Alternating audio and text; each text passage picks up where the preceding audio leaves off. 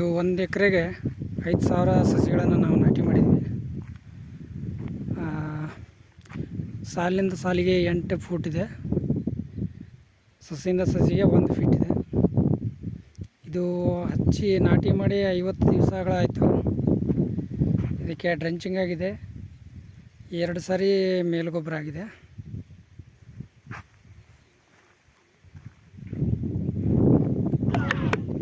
ಮಧ್ಯದಲ್ಲಿ ಶೇಂಗಾ ಬಿತ್ತನೆ ಮಾಡಿದ್ದೀವಿ 4 ಸಾಲ.